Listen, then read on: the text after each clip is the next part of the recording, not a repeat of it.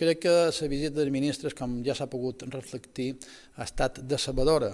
Ha estat no només per nosaltres com a Partit Popular, grup d'oposició, sinó també pels propis socis de la senyora Armengol en el govern, que tan sols ni se fien d'aquells ministres i ells mateixos són els que diuen que els ministres d'Espanya venen més a fer turisme que altra cosa aquí a la comunitat autònoma.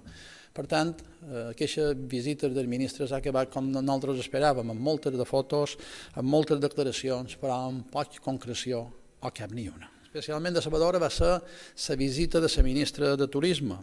Va ser incapaç de posar una mica de llum a la incertesa que ens revolta tota la campanya turística.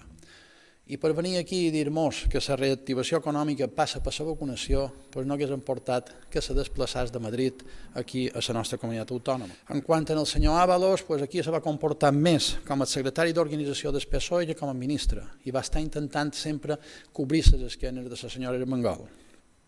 També no va dir absolutament res del conveni de carreteres de l'any 2004, que són 240 milions d'euros que ens deu a Balears.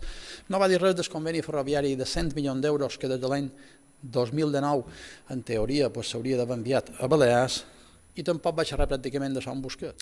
En quant a la ministra Yolanda Díaz, va venir per dir el que ja sabíem tots que sempre diu el govern d'Espanya, i és que mantindran els ERTE sempre que sigui necessari.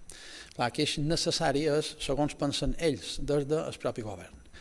Va quedar demostrat també que aquesta ministra no ha fet feina mai, no ha duit mai una empresa, perquè un empresari sap ben cert que el que necessita certeses per poder dur el negoci endavant.